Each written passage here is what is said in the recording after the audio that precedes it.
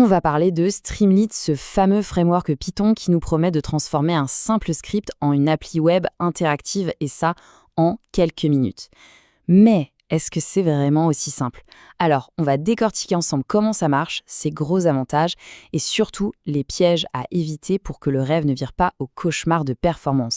Bon, pour bien comprendre, il faut commencer par le commencement, le problème de base.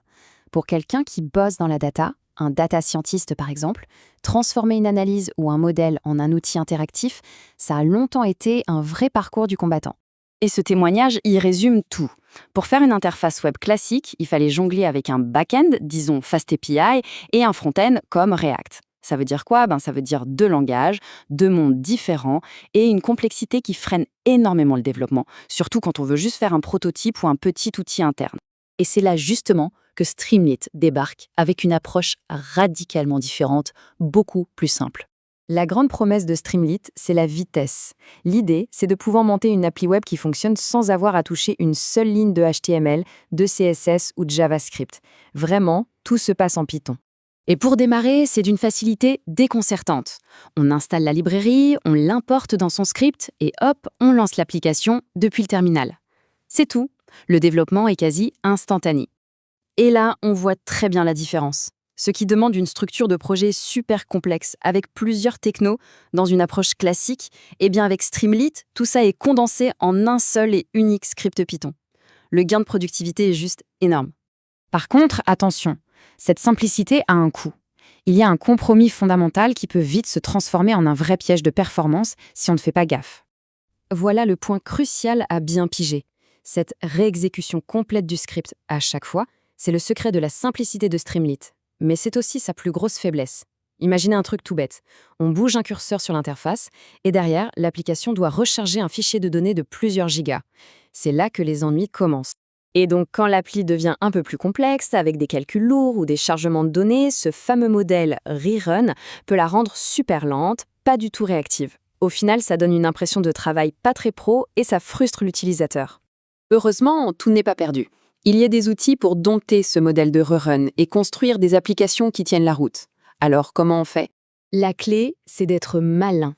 Il faut empêcher l'appli de tout recalculer pour rien et lui permettre de garder des informations en mémoire entre chaque exécution du script. En gros, il faut lui donner une mémoire.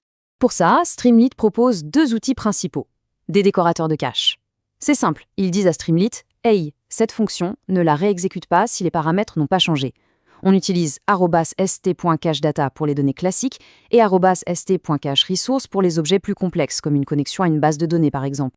Le deuxième outil indispensable, c'est le session state. C'est un objet qui fonctionne un peu comme un dictionnaire Python. Il permet à l'application de se souvenir d'informations d'une interaction à l'autre. Par exemple, si un utilisateur est connecté ou quelles options il a sélectionnées juste avant. Et pour que ça ait l'air pro, la personnalisation est super importante. Ça se gère principalement de deux façons. D'abord, un simple fichier de configuration pour les thèmes généraux, c'est la méthode recommandée, ça couvre 80% des cas. Et pour les détails, on peut injecter du CSS directement, mais attention, il faut l'utiliser avec modération. Streamlit est puissant, c'est sûr, mais c'est aussi important de savoir où il se situe par rapport aux autres frameworks web en Python. Quand la gestion de l'état de l'application devient un vrai casse-tête et que les solutions de Streamlit ne suffisent plus, les développeurs ont tout un écosystème d'alternatives. Chacune a sa propre manière de gérer l'interactivité et la mémoire de l'application. Et cette citation d'un développeur, elle résume parfaitement le parcours typique.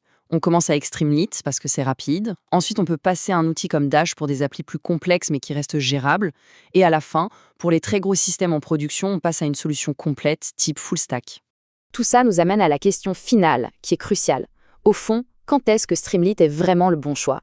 Streamlit est absolument génial pour le prototypage rapide, pour construire des outils internes, créer des démos interactives pour des modèles de machine learning ou pour des tableaux de bord simples et directs. C'est vraiment là qu'il excelle. Ce qu'il faut retenir, c'est que Streamlit est un framework qui a un parti pris très fort. Il fait un choix délibéré. Il optimise le temps du développeur et la simplicité, au détriment d'un contrôle hyper fin et complexe de l'interface. Au final, bien comprendre son modèle de rerun et les outils qu'on a pour le gérer, c'est ça qui est essentiel. C'est la clé pour décider si Streamlit est seulement le meilleur point de départ pour un projet ou s'il est aussi le bon outil pour le mener jusqu'au bout.